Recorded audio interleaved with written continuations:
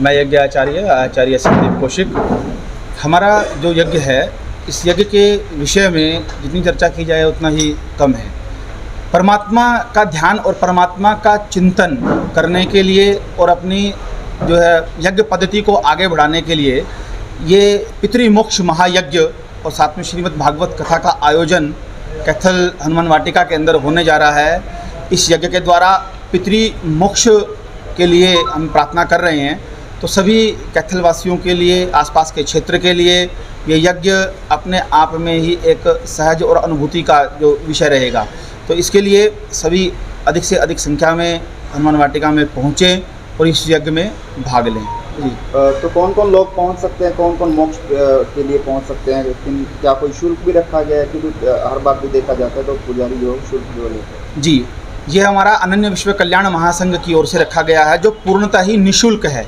इसमें हर व्यक्ति अपने पितरों के लिए, अपने परिवार के लिए आकर पूजाएं करवा सकता है, अपने व्यापार के लिए आकर पूजा करवा सकता है। तो इसमें हमने कोई शुल्क नहीं रखा है। ये जन जन तक यज्ञ पद्धति हमारी पहुँचे, हर व्यक्ति इसका लाभ उठा सके।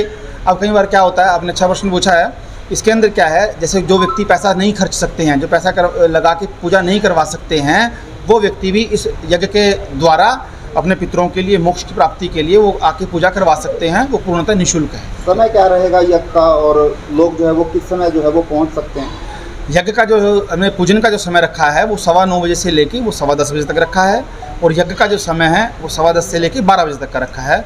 और इसके अंदर जो भागवत कथा का जो हमने समय रखा है वो 2:15 बजे से लेकर और 5:15 बजे तक हमने इसको रखा है।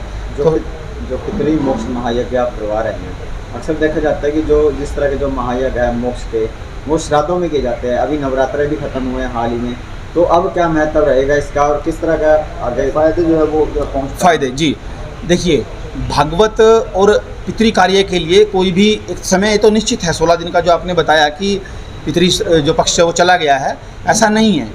यज्ञ का जो विधान है वो अलग है, वो इनसे अलग है। और श्रीमद् भागवत के साथ में जब पितृमोक्ष यज्ञ सम्मिलित हो जाता है तो उसका फल वो कई गुना तक बढ़ जाता है। तो इससे पितृमोक्ष मिलेगा, व्यापार में वृद्धि होगी, परिवार में सुख शांति आएगी, आरोग्यता आएगी। और जैसे परिवारों में आजकल भाई तनाव को लेकर जो रहता है, जो झगड़े रहते हैं, उनसे भी इससे यज्ञ से निजात मिलेगी। जी यार, ये एक सवाल मेरे मित्र ने पूछा था, बहुत अच्छा सवाल था। हर साल क्या जो पितृमोक्ष है वो करवाना ज़रूरी है? जब एक बार करवा दिया तो क्या हर साल ज़रूरी होता है करवाना? अगर क्यों होता है तो क्या कारण रहता है? देखिए, जो ये विधान बनाया गया है इसके अंदर 16 दिन, जैसे आपने बताया, जिस तिथि पे व्यक्ति इस संसार को छोड़कर चला गया है, या जिस दिन उसका दाह संस्कार हुआ है, उस तिथि को हमेशा ही हमें मानना पड़ेगा। तो ये ज़रूरी नहीं है कि आप हर महीने आगे चलकर करें। 1 साल के बाद आपको उसी तिथि के अंदर, जब श्राद्धों में वो तिथि आती है, उस तिथि पे ही आपको उसके लिए करना चाहिए, जिससे उस व्यक्ति को वो जल प्राप्त होता है। वो किसी भी लोक में है, किसी भी रूप में है, तो उनको वो प्राप्त होगा। ऐसा गरुड़ पुराण में लिखा हुआ है।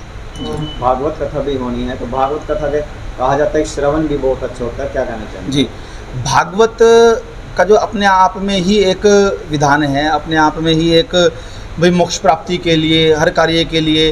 तो देखिए, भागवत सुनने से व्यक्ति के सारे पापों, सारे किए हुए पाप वो नष्ट हो जाते हैं। भागवत में आपको जीवन का सार मिलेगा, जीवन को कैसे जीना है, जीवन को हमें किस प्रकार जीना चाहिए, परिवार के साथ किस प्रकार हमें रहना चाहिए, किस प्रकार हमें क्या करना चाहिए, ये पूरा आपको भागवत में सुनने को मिलेगा। तो शहरवासियों से क्या कुछ अपील जो है, क्या कुछ संदेश जो रहने? शहरवासियों से और सभी जन जन तक हमारा ये मतलब एक निमंत्रण है उनको कि सभी अधिक से अधिक संख्या में 10 अक्टूबर से 16 अक्टूबर तक प्रतिदिन यज्ञ में भी आएँ और भागवत सुनने के लिए भी आप लोग आएँ, जिससे इसका पूर्ण फल हर व्यक्ति को प्राप्त हो।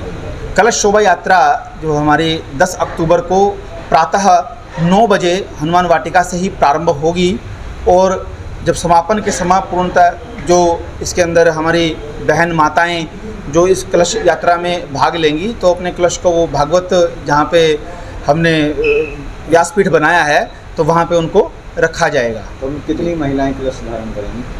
अभी हमारे पास जो 200 के आसपास हो गई हैं। आगे जैसी माताओं की इच्छा रहेगी, सभी जो इसके अंदर सहयोग करना चाहें, भाग लेना चाहती हैं, वो भी हमसे संपर्क कर सकते हैं। लेटेस्ट न्यूज अपडेट्स के लिए आप हमारे चैनल हरियाणा तेज को सब्सक्राइब करें और बेल आइकॉन पर क्लिक करें। वीडियो को आगे शेयर करें।